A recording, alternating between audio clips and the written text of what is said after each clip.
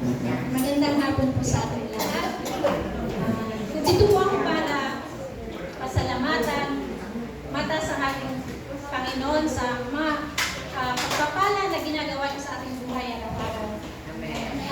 Isi-share ko lang po sa inyo yung kung gaano kabuti ang ating Panginoon, kung gaano niya po ako pinagaling sa mga karamdaman.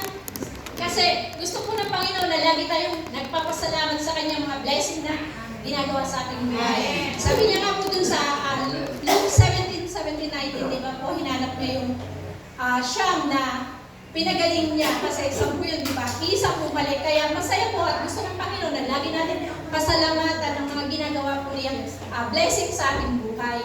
Kaya po yung isi-share ko po sa inyo is nung it was 2 years ago po, palagi po akong nagbi-bleed, as in sobra. Tapos, naoperahan na po ako dito sa Pilipinas. Still continue pa rin po siya.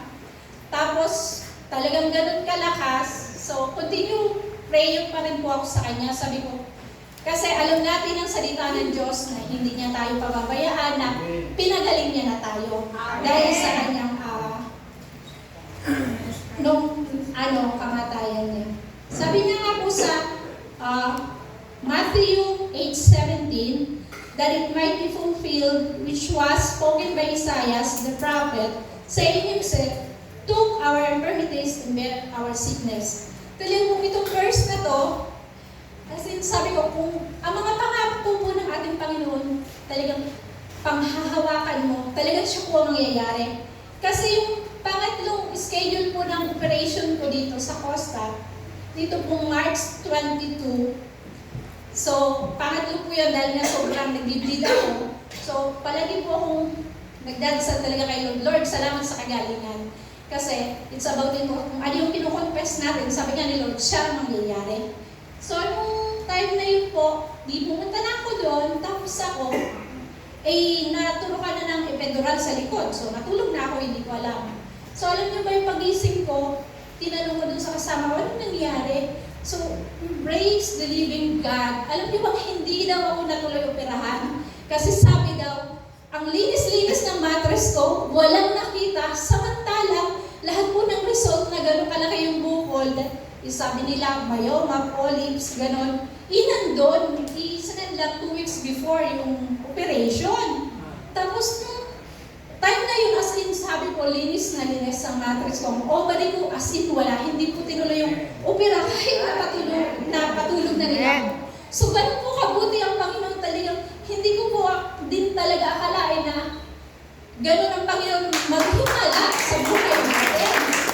So, sabi ko, praise God, thank you Lord. Talagang kahit sa kabila ng mga pagkukulang po natin bilang tao, nandiyan ang Panginoon, tinutupad, ginagawa ang mga ipinangako niya sa atin. Amen.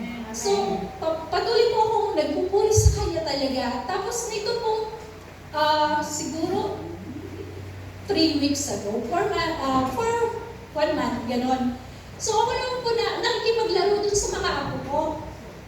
Talagang suddenly, hindi ko po alam. Alam niyo bang, na-stroke ako, inatake talaga ako sa harap ng anak ko, sa harap ni Brother Aldrin. Sabi ko, at that time, we have just a seconds na after noon, hindi po natin alam kung ano mangyayari. Kaya sabi ko, sobrang nagpasalamat ako sa Panginoon dahil on that time, sabi ko, meron lang pala tayong segundo sa buhay. Bawat sunod na segundo, dapat pala natin ipagpasalamat sa Panginoon sa lahat ng biyaya niya. Salamat Lord. Sobrang natutuwa po ako dahil imagine nyo na ako po'y nakita nilang kaharap nila, umuungol na, as in, wala po akong magawa. Pero parang alam ko po yung nangyayari. Sabi ko lang sa anak ko, anong nangyayari? Pero yung pala, umula daw po ako, tabi nila daw po yung gusto ko. Tapos, di Brother Aldrin, saka yung anak ko po si Kevin, inayupo nila ako. Tapos sinugod po nila ako sa ospital. Tapos pagtapos po nun, alam nyo, ito, thanks God, healthy po ako. Sa Panginoon, talagang, napakabuti po ng ating Panginoon sa buhay natin.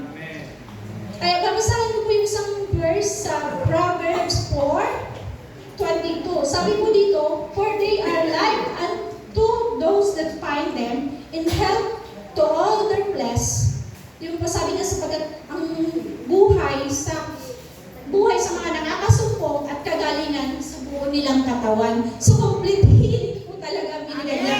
Kasi normally pag na-stroke ako, may nangyayari sa'yo. O hindi makagalaw o whatever. Pero salamat po sa Panginoon. Talagang sa kabutihan niya. Ako po ngayon ay pinagaling niya ng tuluyan. Napakabuti po ng Panginoon. At lagi po natin pasalamatan ang bawat minuto ng ating buhay, ang bawat blessing na binibigay niya. Dahil andyan po lagi siya